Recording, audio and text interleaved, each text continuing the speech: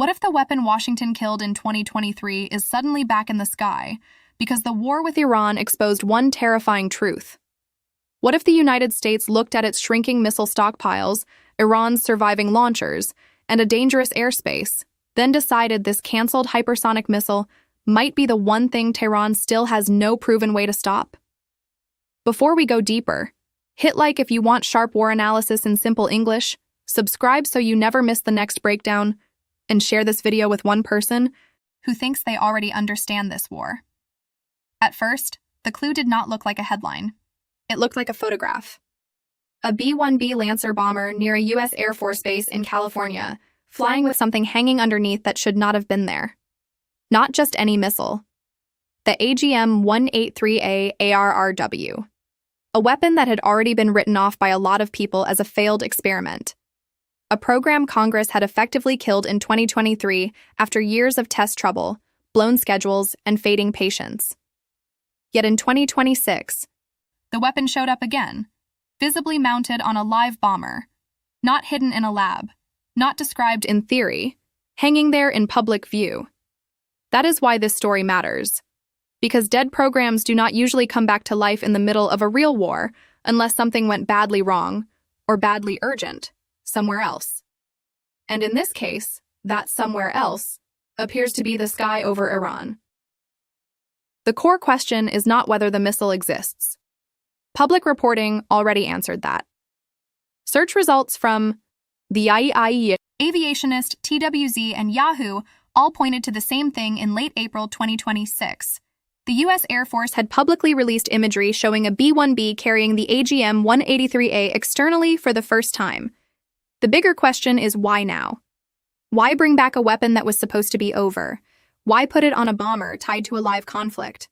Why risk reviving a program with so much baggage unless military planners had decided the battlefield was demanding something they did not have enough of? And once you start asking that question, the whole picture changes. Because this is not just a story about a missile. It is a story about pressure. Pressure on stockpiles. Pressure on air crews. Pressure on the Pentagon. Pressure from a war that moved faster, lasted longer, and consumed more precision munitions than many people expected. A war that may have convinced Washington that some old ideas had to be pulled back off the shelf, fast. To understand that pressure, you first have to understand the kind of war this weapon came back into. The competitor script you uploaded makes one thing very clear, and the broader reporting supports the basic shape of it.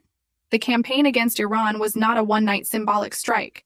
It became a layered air war with repeated missions, repeated interceptions, repeated attacks on military infrastructure, and repeated proof that even a heavily pressured Iran could still make the United States spend large amounts of expensive ammunition. That detail may be the most important one in this entire story. Not because it is dramatic, but because it changes the logic of everything that comes after. When the strongest military on Earth finds itself burning through high-end munitions at a pace that makes planners nervous, the problem is no longer just tactical, it becomes strategic. Suddenly, the question is not only, can we keep hitting targets? It becomes, can we keep hitting them efficiently? That is where ARRW re-enters the picture, because the missile's return seems to sit right at the intersection of three hard realities. First, the United States needed faster strike options against dangerous targets. Second, Iran's air defenses may have been badly weakened, but they were not magically erased. Third, U.S. planners were already worried about how fast expensive stockpiles were being consumed. That combination creates the perfect environment for a canceled weapon to come back. Not because all its old problems disappeared, but because wartime changes the question from, is this program politically elegant? To, can this capability solve a problem we suddenly care about right now? And the capability here is not small. ARRW, the air-launched rapid response weapon, was built around a simple but frightening promise. Launch from an aircraft, accelerate to extreme speed, separate into a glide vehicle, and send that vehicle toward a target at hypersonic speed on a path that is much harder to predict than a normal ballistic missile. In plain English, it was meant to hit fast, hit far, and make defense math miserable. That is a huge deal in a war like this one. Because Iran's remaining launchers, mobile missile units, command nodes, and time-sensitive military assets do not just sit still and wait to die. They move. They hide. They relocate. They stay exposed for short windows. The longer a U.S. strike package takes to find them, target them, and reach them, the greater the chance those targets vanish. That is exactly why speed matters. Not abstract speed. Useful speed. Speed that shrinks an enemy's decision window. Speed that turns a target from, we might get it later, into, we can hit it before it moves. If American planners concluded that the war with Iran was producing too many targets of that type, then the return of a hypersonic weapon starts making much more sense. But there is another layer here, and it may be even more important. ARRW is not just fast. It belongs to a category of weapons that modern air defense systems still struggle with, even in theory. That point matters because the title of your video says this is a weapon Iran cannot defend against. Strictly speaking, careful wording matters here. We do not have public proof of actual combat launches inside Iran from ARRW. We also do not have official public evidence that Iran attempted and failed to intercept one in real battle. But what we do have is something still very powerful. No public evidence that Iran has a proven defense for a maneuvering hypersonic glide vehicle, and strong public evidence that such weapons are extremely difficult for existing air defense architectures to stop. That difference is important because it lets the script be dramatic without becoming careless. And this story is dramatic enough on its own. A missile once treated like a budget embarrassment is now hanging under a real bomber in a real war environment precisely because its physics may solve a battlefield problem Iran cannot currently answer.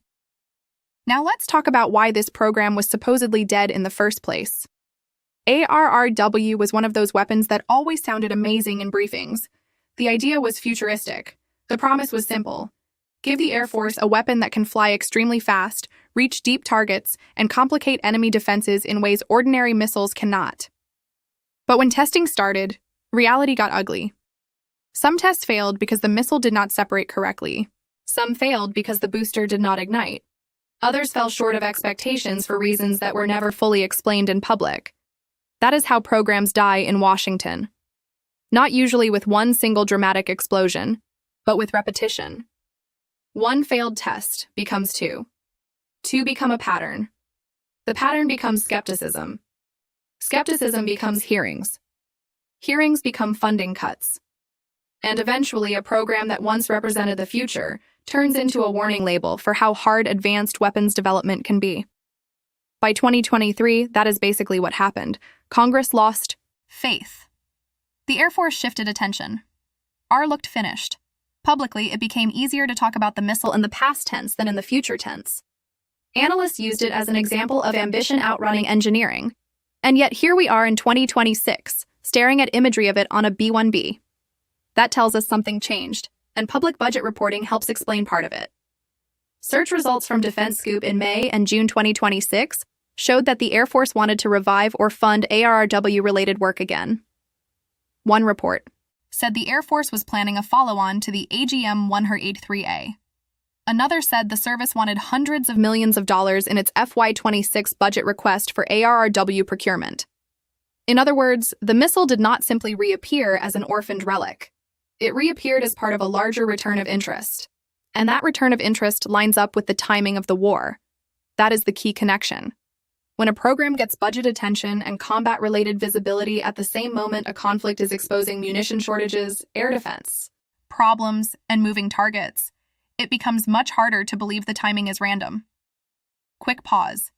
If this is changing how you see the war, hit like, subscribe for the next update, and share this video with one person who still thinks old weapons stay dead forever. The aircraft carrying it matters too. The B-1B is not the stealthy B-2. It is not built to disappear into radar shadows the same way. It is built to haul weight, fly fast, and hit hard from standoff distances. That makes it a natural partner for a missile like ARRW. The bomber does not need to enter the heart of the threat zone if it can launch something that races ahead at extreme speed. That changes the geometry of the fight. And geometry is everything in air war. Distance matters, detection matters, reaction time matters. If the launch aircraft stays farther back, while the weapon itself does the most dangerous part at incredible speed, you reduce risk to the crew and tighten the enemy's timeline at the same time. That is exactly the kind of trade military planners love, especially when flying around a country that still has surviving air defense pockets and mobile missile threats. This is where the story becomes bigger than ARRW itself, because it says something uncomfortable about the war with Iran.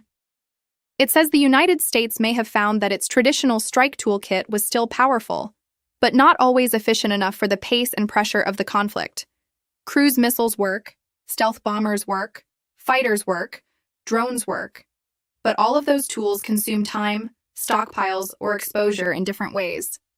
A weapon like ARRW promises a different balance: faster reach, smaller reaction window for the target, potentially lower exposure for the launch platform, and perhaps most importantly, a strike profile that aging air defenses were never really built to handle. That last part is where Iran enters the story in the most direct way. Because whatever remains of Tehran's air defense network, it was not designed around reliably intercepting maneuvering hypersonic glide vehicles. Even advanced militaries are still trying to solve that problem. So when people say Iran cannot defend against this weapon, the real meaning is not propaganda. The real meaning is that nothing in Iran's publicly known inventory was purpose-built to solve this exact physics problem. And physics, in the end, is often more honest than politics. A drone is one problem. A cruise missile is another. A ballistic missile follows one set of assumptions.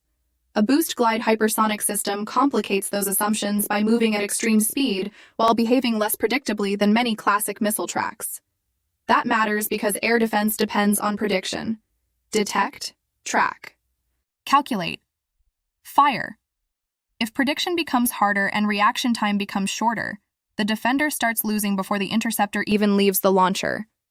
That is why hypersonic weapons have drawn so much attention globally. It is not only because they are fast, it is because they attack the entire timing logic that modern defensive systems depend on. Russia and China have invested heavily in that logic. The United States has been trying to catch up. Iran has tried to claim hypersonic progress of its own, but public debate over those claims remains highly contested.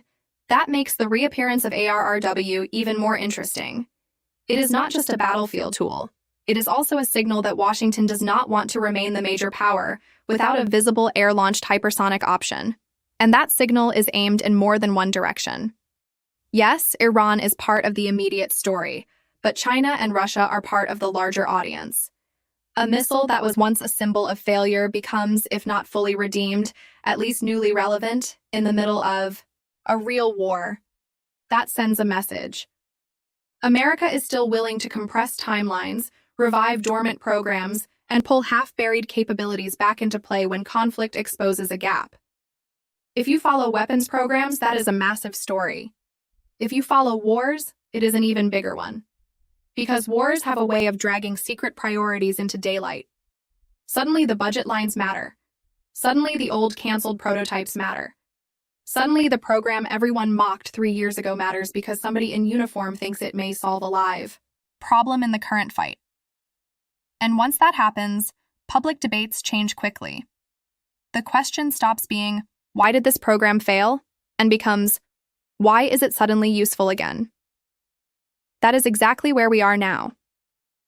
Now let's go directly into the battlefield logic. Imagine you are an American planner watching the Iran campaign unfold. You know you can still dominate the air in broad terms, but you also know dominance is not the same as zero risk. The competitor script you uploaded highlighted one of the most important contradictions in the whole war. Iran's long-range air defenses may have been battered, but Iranian threats did not vanish. Some U.S. aircraft were still at risk, especially depending on mission profile and altitude. Mobile launchers were still a problem. Missile attacks still forced expensive interceptions. Stockpiles still kept shrinking. That means your perfect wish list starts to look obvious. You want a weapon that reaches deep without forcing the aircraft itself too close. You want a weapon that hits before mobile targets can relocate. You want a weapon whose profile is unusually hard for the defender to solve. And if possible, you want something that can restore a bit of deterrent shock. Not just another missile, but something the enemy knows it has no proven answer for. That is where ARRW becomes almost too logical. It promises all of that, at least on paper. Which is why its return feels less like a historical curiosity and more like an admission that paper ideas suddenly became battlefield necessities. The B-2 carried the burden of the deepest penetration missions. That part of the competitor script fits the wider public understanding. The B-2 remains one of the most unique aircraft in the world. Long-range, low observable, built for exactly the kind of heavily defended strategic strikes that conventional aircraft would struggle with. But the B-2 fleet is tiny. It is precious.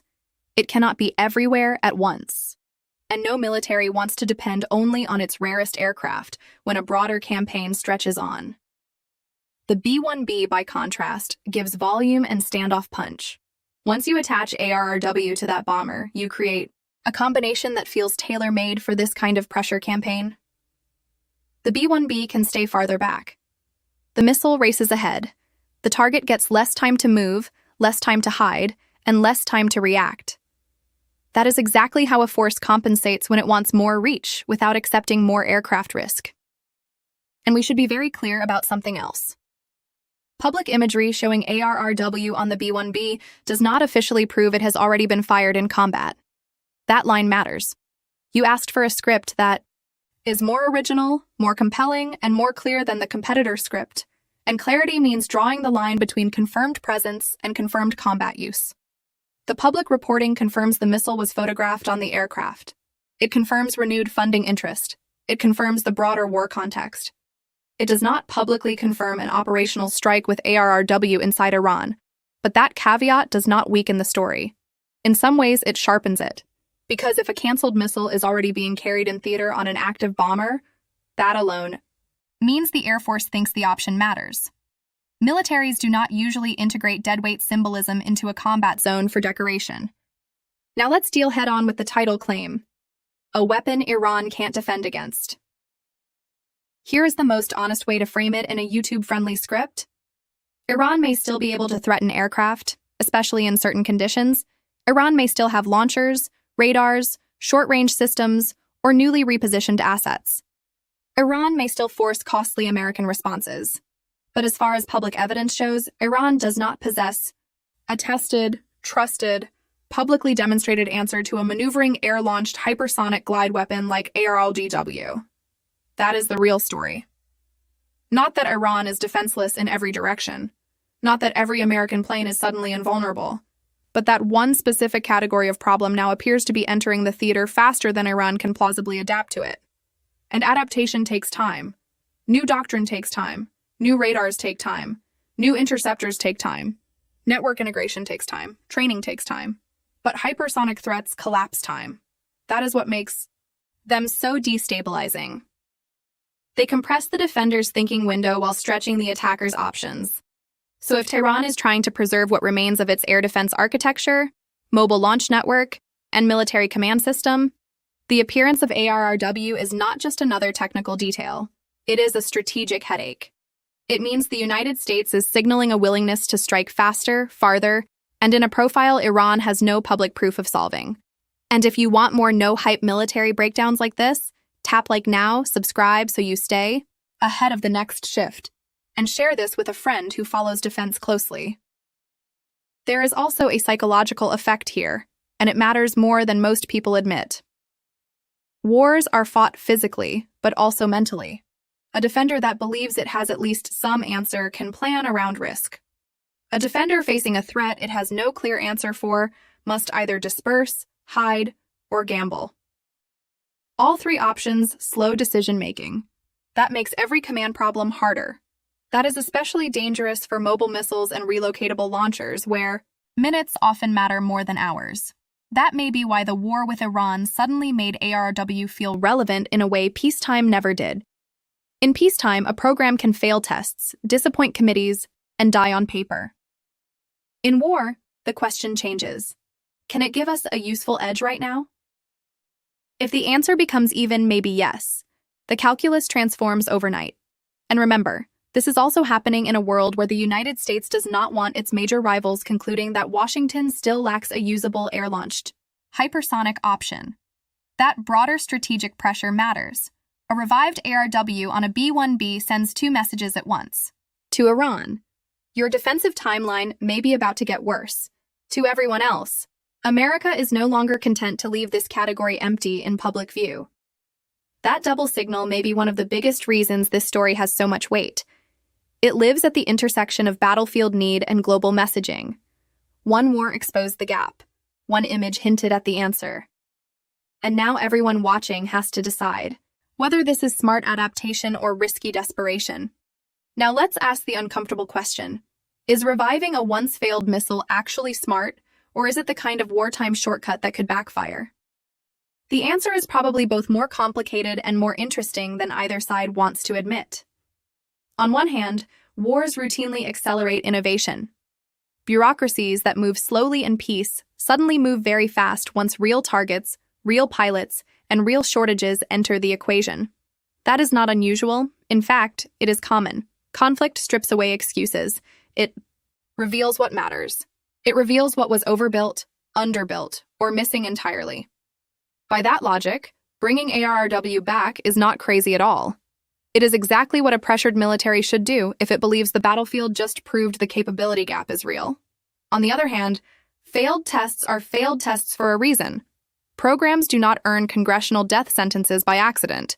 If ARRW returns before every reliability question is fully buried, then the United States may be fielding something that is operationally useful, yet still not fully mature. That is a risk, especially in a live conflict, where a weapon does not just need to impress on paper. It needs to work when it matters. That is why this story has so much tension in it. A missile once mocked for inconsistency may now be one of the most strategically useful things the United States can visibly threaten with. That is almost the definition of wartime irony. And if you zoom out, the irony gets bigger. ARRW was largely born from long-term worries about China and Russia. The United States wanted an air-launched hypersonic response to an emerging global competition, yet its most relevant moment may have arrived over Iran. Not because Iran was the original model adversary for the weapon, but because Iran happened to present the exact mix of pressure that made its speed, profile, and symbolism newly valuable. That happens more often in military history than people realize. Weapons are designed for one war, then prove their value in another. Technologies are developed for one rival, then first used against a different one. The battlefield does not care about PowerPoint origin stories. It cares about which tool solves the problem in front of you. And the problem in front of the United States right now appears to be this. How do you keep high-value targets in Iran under pressure without endlessly burning through every conventional answer in the inventory? That is the stockpile question. That is the aircraft risk question. That is the time-sensitive target question. And that is why ARRW keeps coming back to the center of the conversation. Even its mere presence on the bomber answers something. It says the Air Force wants this option visible. That is important. Visibility is communication. Visibility tells Iran the threat set is changing. Visibility tells Congress the program is not dead in the minds of war planners. Visibility tells defense contractors and rival militaries that the United States is not walking away from the air-launched hypersonic problem. The public budget trail reinforces that. Defense Scoop's June reporting pointed to a FY26 request of more than $387 million for ARRW procurement. That is not nostalgia money. That is not museum money. That is the kind of figure that says someone still sees operational value. And here's the deeper truth many viewers miss. In modern war, what looks like a single weapons story is often really a story about learning. The United States is learning from the Iran war. Iran is learning from the US air campaign. China and Russia are watching and learning from both. Every revived program, every budget shift, every bomber photograph, every sudden change in emphasis is a clue about what these militaries now believe the next war will demand. That is why this matters even if ARRW is never publicly confirmed striking a target tomorrow. The message has already been sent. The missile is back in the frame. The Air Force wants money. The bomber has carried it. The war created the pressure. And Iran has no public proof of a credible counter. That alone is enough to reshape planning. Once a threat is credible, it affects decisions even before the first public impact footage ever appears. So where does that leave Iran? In a difficult place. Tehran can still disperse assets, harden facilities, move launchers more often, hide command sites better, and rely on uncertainty to complicate American targeting. Those are real options. But those are also defensive behaviors. They concede the central problem rather than solving it. They say, in effect, we cannot confidently stop this, so we must survive around it. And surviving around a threat is very different from defeating it. If that becomes Iran's posture toward ARRW, then the weapon has already achieved strategic value just by entering. The picture. It is forcing caution, forcing relocation, forcing concealment, and forcing more stress into a system already under wartime pressure. That is why I think the title works. Not because it is literally claiming magic, but because it captures the real asymmetry. Iran may still fight. Iran may still hit back. Iran may still make the United States pay. But this specific category of American capability appears to sit outside any publicly proven Iranian defensive answer. So let's pull it all together. A canceled missile, a revived budget line, a bomber photographed with a weapon that should not have been there, a war against Iran that burned through munitions and exposed the value of speed against moving targets, a defender whose public inventory offers no proven shield against a maneuvering air-launched hypersonic glide vehicle. Those are not random dots. They form a clear pattern. The pattern says the United States learned something in this war. It learned that even overwhelming air power can run into a harsh equation of time, stockpiles, and surviving enemy threats. It learned that mobile targets in contested airspace still reward speed in terrifying ways. And it learned that some capabilities, once judged too troubled, too expensive, or too messy to save, suddenly look a lot more attractive when the alternative is a slower, costlier way of fighting. That does not make ARRW a miracle weapon. It does not erase the program's past failures. It does not guarantee perfect reliability or instant dominance. But it does make one thing hard to ignore. The Air Force appears to have decided that a flawed hypersonic option is still better than having no visible air-launched hypersonic option at all. And for Iran, that is deeply bad news. Because if the United States is now willing to bring a once-canceled system back into play under real wartime pressure, it means Washington is not thinking in neat peacetime categories anymore. It is thinking like a military adapting in real time. That is often when old assumptions break. The assumption that a failed program stays buried. The assumption that slow procurement cycles cannot bend. The assumption that legacy strike patterns will remain enough. The assumption that Iran can plan only around the threats it already knows. One last quick favor before we finish. Like the video, subscribe if you want the next weapons story explained clearly, and share this with someone who still thinks speed alone does not change war. Those assumptions look weaker today than they did when that photograph first appeared. And maybe that is the most important point in the whole story. The real power of ARW right now may not even be the public certainty that it has already been fired. It may be the uncertainty it creates. The uncertainty in Tehran about what the United States can now launch. The uncertainty among planners about how quickly the program may mature under wartime pressure. The uncertainty across the region about whether a missile once treated as a budget failure is now about to become a battlefield answer. That kind of uncertainty is a weapon too. It changes calculations before impact. It stretches fear ahead of proof. It makes commanders protect more things at once. It makes decision windows feel smaller. It makes existing defenses feel older. And that is why one photograph near a California base matters so much more than it seemed to at first. It was not just a strange image, it was a clue, a warning, maybe even a confession. A confession that the war with Iran forced the Pentagon to reach backward in order to move forward.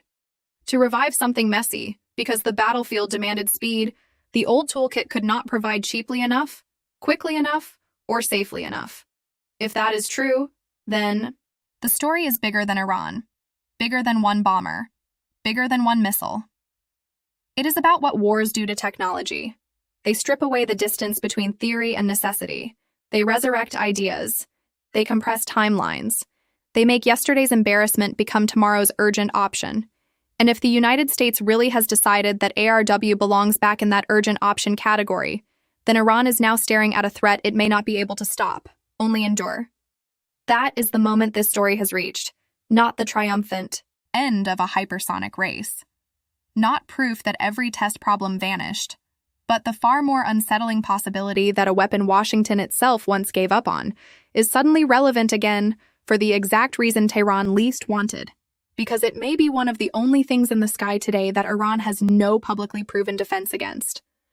And when a military under pressure decides to resurrect a dead weapon, because the live war in front of it has made that weapon useful again, that is not just a defense story. That is a warning that the war itself is changing. Because that is the deeper warning hidden inside this whole story. The United States did not bring ARRW back because everything was going perfectly. It brought ARRW back because the battlefield exposed a need for faster reach, a need for more pressure on fleeting targets, a need for something that could scare an enemy already under strain in a completely new way. And if a dead program can return that fast under wartime pressure, then the next surprise in this conflict may already be sitting somewhere else in the budget, waiting for the moment Washington decides it is needed too. And that possibility should make every military planner watching this war a little uneasy. Because once crisis starts resurrecting the program's politics buried, the list of what might come next gets a lot longer, a lot stranger, and a lot harder for the other side to predict.